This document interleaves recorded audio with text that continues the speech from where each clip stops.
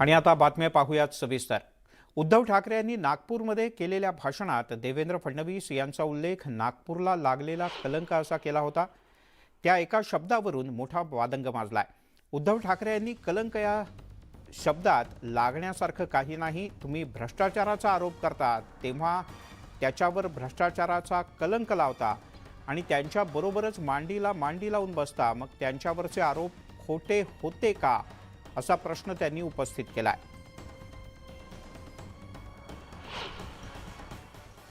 हे माननीय उपमुख्यमंत्री त्यांचं एक क्लिप आहे, ती तुम्हाला मी ऐकवतो। कारण मध्ये त्यांनी असं सांगितलं की मी पुन्हा येईन असं बोललो होतो, पण मी एकटा नाही आलो, 2 जणांना घेऊन आलो। अरे काय तुमच्या नागपूरला कलंक आहे? नाही नाही नाही म्हणजे हो हो हो असं त्याचा अर्थ। कोणाच्या तब्येतीवर न बोलता, कोणाच्या कुटुंबावर न बोलता तरी सुद्धा तो कलंक नाही लागत। तर माझं म्हणणं आहे की ही लोक कलंक आहेतच, जे महाराष्ट्राच्या संस्कृतीला ही कलंक आहे, जे लोकांना बर्बाद करतायत, उद्ध्वस्त करतायत, कुटुंबाची तुम्ही नालस्ती करताय, तुम्ही कलंकच आहात।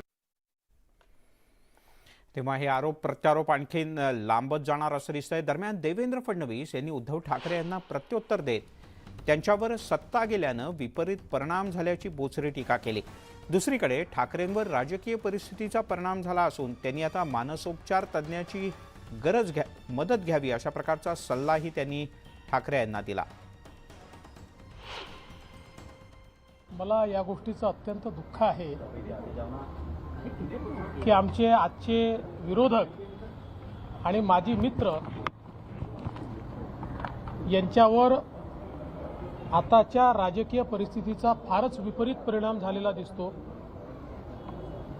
त्यामुळे कदाचित त्यांना मानसोपचार तज्ज्ञाचा सल्ला घ्यावा लागेल। अशा मानसिकतेतनं एखादा व्यक्ती जर बोलत असेल तर मला असं वाटतं की त्याच्यावर रिॲक्शन देणं देखील योग्य नाही, ही मानसिक स्थिती आहे।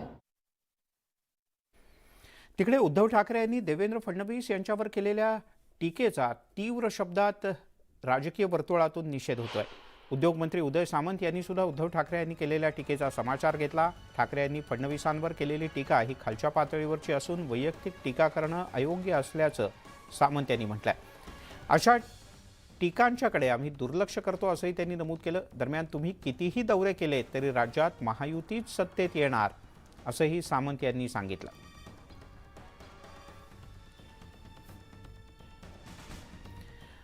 उद्धव ठाकरे यांनी देवेंद्र फडणवीस यांच्यावर केलेल्या टीकेनंतर राज्यात चहूबाजूंनी उद्धव ठाकरे यांच्यावर टीका होतीये। महाराष्ट्राला लागलेला कलंक उद्धव ठाकरे असल्याची टीका रामदास कदम यांनी केली। स्वतःच्या हातात रिमोट कंट्रोल ठेवला असता दुसऱ्याला मुख्यमंत्री केलं असतं तर काय बिघडलं असतं असा प्रश्न रामदास कदम यांनी उपस्थित केला।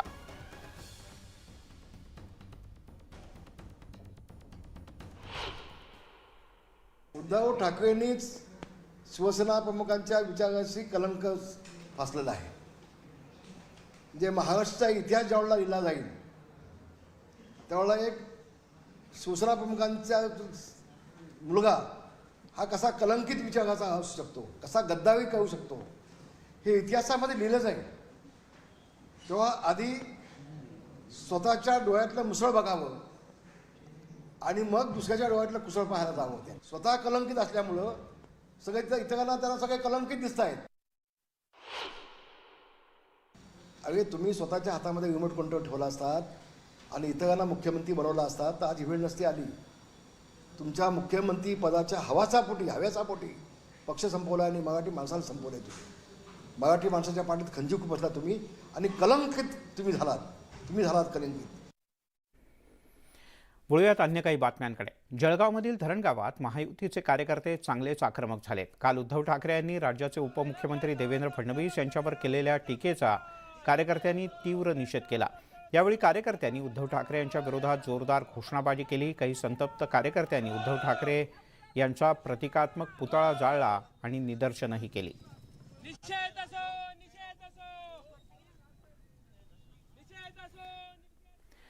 तिकडे उद्धव ठाकरे यांच्या दौऱ्यावर आमदार रवी राणा यांनी टीका केली आहे। रवी राणा यांच्या टीकेला ठाकरे गटाचे आमदार नितीन देशमुख यांनी उत्तर दिलंय।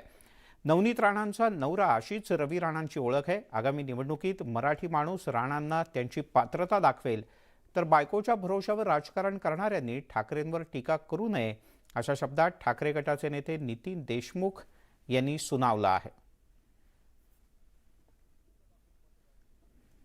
रवी राणा याची व्यक्तिशः कोणतीच ओळख नाही. नवनीत राणाचा नवरा म्हणून एवढीच त्याची ओळख आहे. आणि आता ज्या गेल्या 10 वर्षापासून ज्या तरुणांची दिशाभूल केली, चिंच दाखवून मतदान घेण्यात आलं, चिंच दाखवून.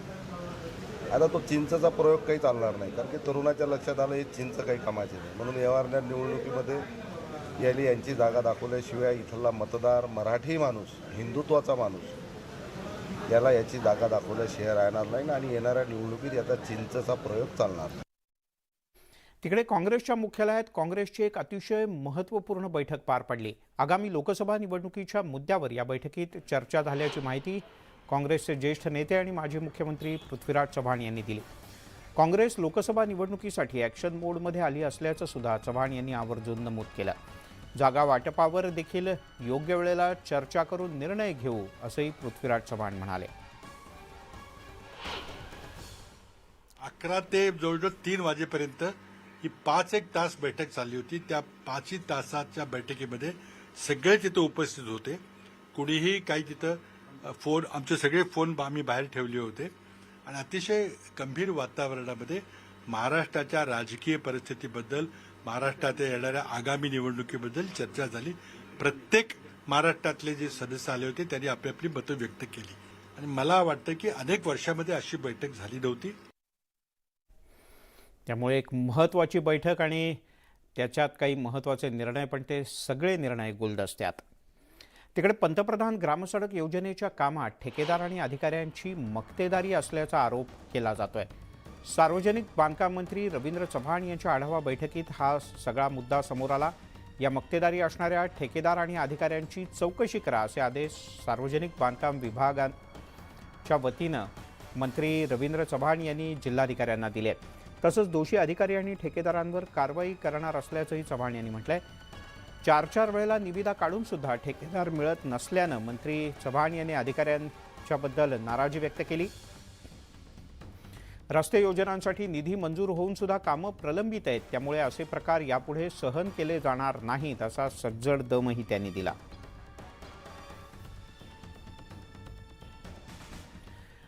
आणि आता एक महत्त्वाची बातमी. राष्ट्रवादीमध्ये फूट पडल्यानंतर शरद पवार हे आमचे विठ्ठल आणि पांडुरंग असल्याचं म्हणत त्यांना बडव्यांनी घेरलं असल्याचा आरोप करण्यात आला. यावरून आता नवीन वाद निर्माण होण्याची शक्यता आहे, कारण शरद पवार यांना विठ्ठल किंवा पांडुरंग संबोधल्यास आंदोलन करू असा इशारा वैदिक धर्मसभेनं दिलाय. दरम्यान शरद पवार यांना बडव्यांनी घेरल्याच्या वक्तव्यावर सुद्धा वैदिक धर्मसभेनं आक्षेप घेतलाय.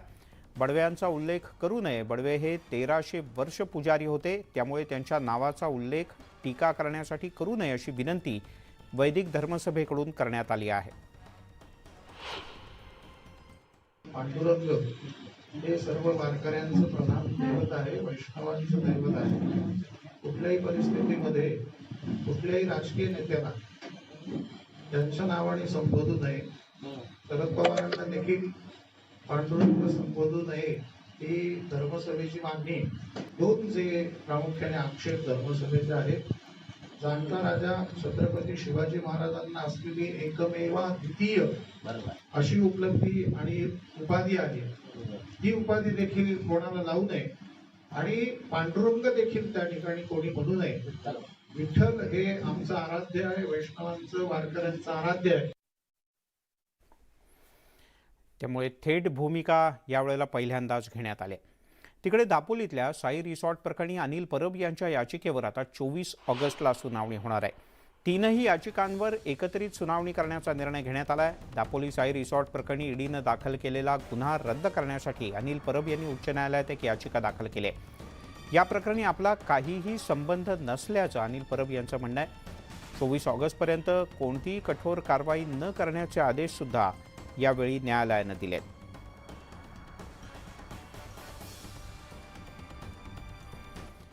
त्यामुळे न्यायालयातली या विषयावरची सुनावणी आता काहीशी लांबली आहे आणि आता 24 ऑगस्टला पुढची सुनावणी होणार आहे. पण यात आता ईडी किंवा अन्य यंत्रणा काय भूमिका घेतात हे पाहणं महत्त्वाचं आहे. कधी नव्हे ते शेतकऱ्यांच्या मालाला चांगला भाव मिळतोय. सध्या टोमॅटोनं अख्खं मार्केट जाम केलंय आणि त्या टोमॅटोमुळे एका शेतकऱ्याचं नशीब पालटलंय मंडळी. लॉटरीमधून कोट्यावधी मिळाल्याचा आनंद अनेकांना होतो किंवा अशा बातम्या तुम्ही ऐकल्या असतील. मात्र शेतात घाम गाळून पिकवलेल्या टोमॅटोच्या माध्यमातून जुन्नरमधले शेतकरी कोट्याधीश झालेत.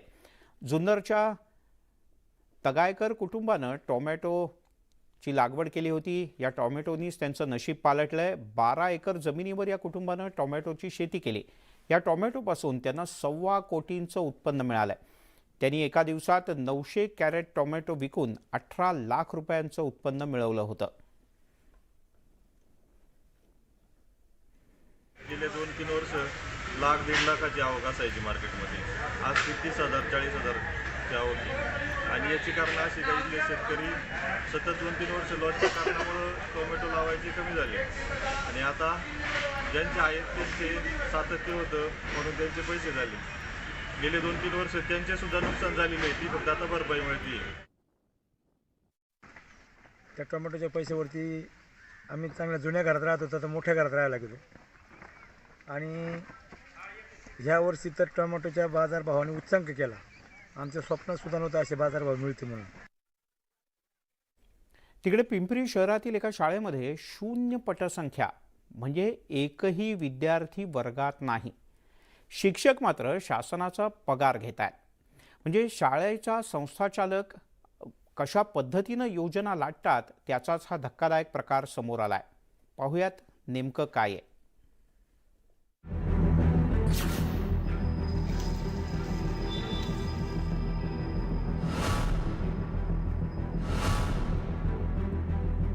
ही पिंपरी चिंचवड मधली कमला नेहरू शाळा चिंचवड स्टेशन.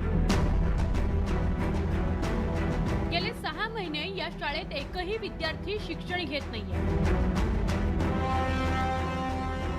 तरी प्राचार्य आणि शिक्षकांचा फुकट पगार मात्र सुरू आहे. त्यांच्या पगारापोटी 28 लाख खर्चून झाले. इतकंच नव्हे तर गेली 4 वर्षांपासून शाळेत हाताच्या बोटावर मोजता येतील इतकेच विद्यार्थी आहेत. 2020 साली 10 विद्यार्थी होते. 2021 साली 7 विद्यार्थी. 2024 साली 4 विद्यार्थी आणि 2023 ला एकही विद्यार्थी या शाळेत शिकत नाही.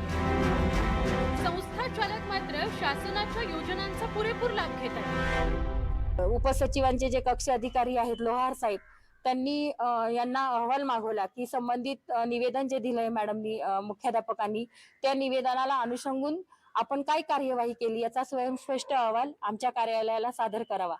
तरी सुद्धा अद्यापर्यंत आमचं समायोजन करण्यात आलेलं नाही आणि आम्ही मी धरून 5 शिक्षक आम्ही बसून वेतन घेत आहोत. शाळेची इमारत धोकादायक असल्यानं महापालिकेनं शाळेला विद्यार्थी प्रवेशापासून रोखलंय. तरी या सगळ्या गंभीर प्रकाराकडे जिल्हा परिषद महापालिकेचा शिक्षण विभाग साफ दुर्लक्षच करतोय. संस्था चालकांच्या या घोटाळ्याची सविस्तर चौकशी करण्याची मागणी आरटीआय कार्यकर्त्यानं केली. या मुद्द्याच्या आधारे संस्था धोकादायक केलेली आहे. त्या दृष्टीने तुम्ही ती सदर शाळा वर्गखोली दुरुस्त करून घ्या. दुरुस्त केल्यानंतर तुम्हाला बांधकाम विभागाकडूनच तुम्हाला प्रमाणपत्र मिळून जाईल तुमची शाळा सुरक्षित आहे किंवा नाही. हा प्रकार उघडकीस येऊन 1 वर्षाचा कालावधी झालेला आहे. संबंधित संस्था चालक व महापालिकेचे संबंधित शिक्षण विभागाचे अधिकारी या दोघांचा मिळून हे मोठा फ्रॉड आहे. तरी देखील शासन यावर काही कारवाई करत नाही. तरी या संदर्भात शासनाने लवकरात लवकर कारवाई करावी. शालेय शिक्षणाचा पाया भक्कम करण्याऐवजी संस्था चालक आणि प्रशासनातले काही भामटे वाटमारी करत असतील तर असे प्रकार समोर कसे येणार. त्यामुळे आता शिक्षण विभागातील उच्च पदस्थानीच याची गंभीर दखल घेत कठोर कारवाई करण्याची गरज आहे. गोविंद वाकडेसह bureau report, news 18 Lokmat, Pimpri Chinchwad. शाळेत विद्यार्थी नाहीत, शाळा मोडकळी चालली आहे, पण शिक्षकांचा पगार सुरू आहे आणि प्रशासन मात्र झोपलंय. बुलेटिनमध्ये घेऊयात एक छोटासा ब्रेक.